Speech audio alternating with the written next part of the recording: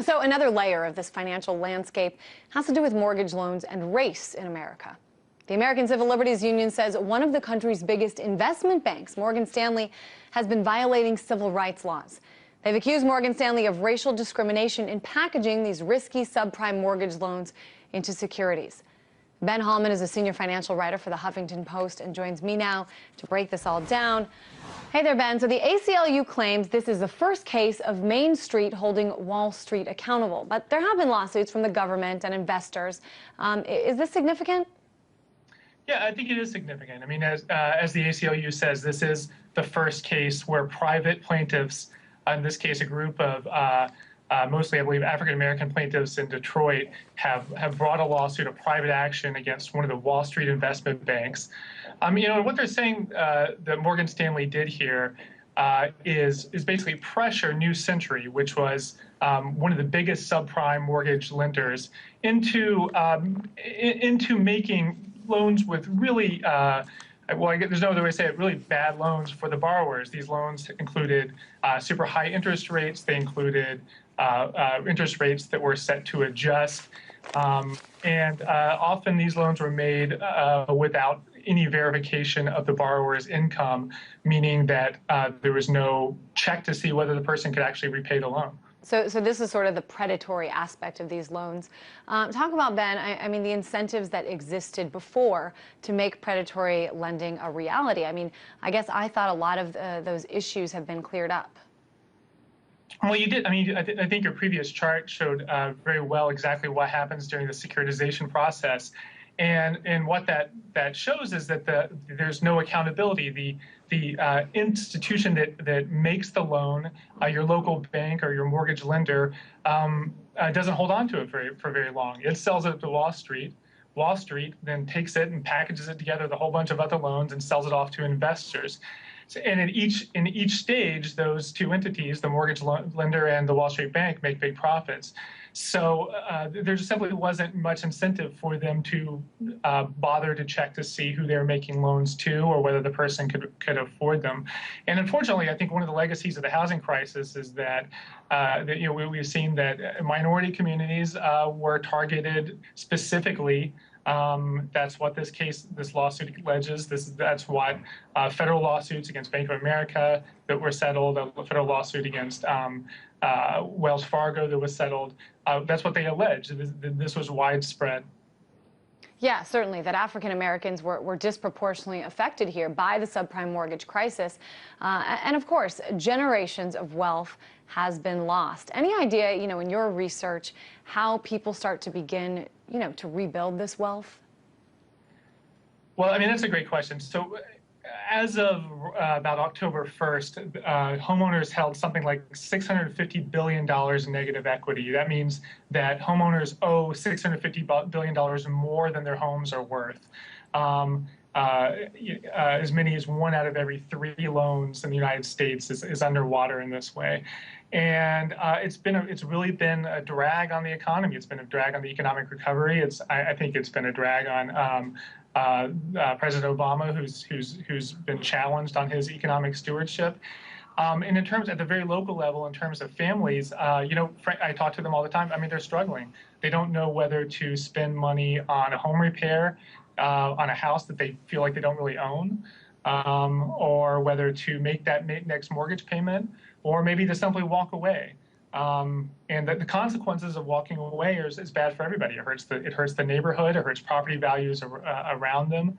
I think there's been some really good news lately in the housing market. Prices are up, foreclosures are down somewhat, but make no mistake, I mean, this is still a serious problem, one that really hasn't been addressed. Yeah, there has been that news. Not just prices are up, but new home construction is up. And what do you think? This was seen as very good news. I think I read it was up 15%. So shouldn't this be taken as good news? Shouldn't we start to breathe a sigh of relief here? I think, well, I mean, a qualified yes, I'd say. I think after years of people not being worried whether or not we'd hit the bottom, folks are saying maybe this is an opportunity to buy, this is an opportunity to refinance a house, this is an opportunity to build a new house. Those are all great things. Again, there's still a lot of homeowners out there. There's communities in Florida and Nevada and California that are deeply underwater. I talked to a woman in Arizona recently who owed twice what her home is worth half of what she paid for it. And if you look at the lending patterns, if you look at who is getting these new loans, it is overwhelmingly people with excellent credit scores. Banks are scared to lend to borrowers with have credit that's anything less than superb. So that means that a lot of the low-income people who might be able to make a mortgage payment, who don't, who would benefit greatly from home ownership, that avenue is still mostly closed off to them. I think this is really a common theme, Ben, like by all these years of giving loans to people who really across the board couldn't afford them, these predatory loans that they knew wouldn't be able to afford them. It really does hurt, I think, as you say, the people sort of in the middle here. They might not have superb credit, but these are people that, are moving in the right direction and could make that mortgage payment. So it seems to me sort of a trend that really we haven't come out of that dark hole yet.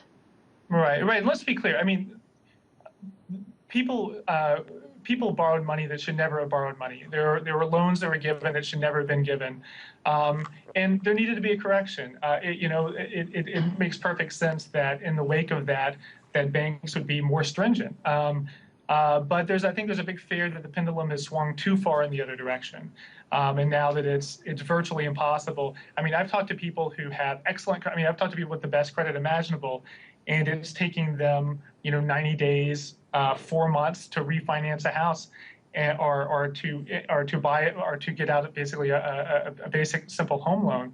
And I mean, this is while there's some really positive signs going on right now in the housing market, I think things probably would be better if lending standards were loosened just a little bit. Yeah, that overcompensating people, definitely overcompensating rather for what happened in the past is hurting people as well. Just real quick, Ben, back to this ACLU lawsuit. ACLU says it's hoping that if things go their way, that securitization could end. If successful, though, I mean, would ending securitization actually be a good thing for most of Main Street? I think securitization is here to stay. What has ended already, I mean, this practically doesn't happen at all anymore, is this type of private-backed mortgage bonds that really drove the financial crisis and the subprime bubble. Right now, as you previously pointed out, Fannie Mae and Freddie Mac pretty much control the entire mortgage market.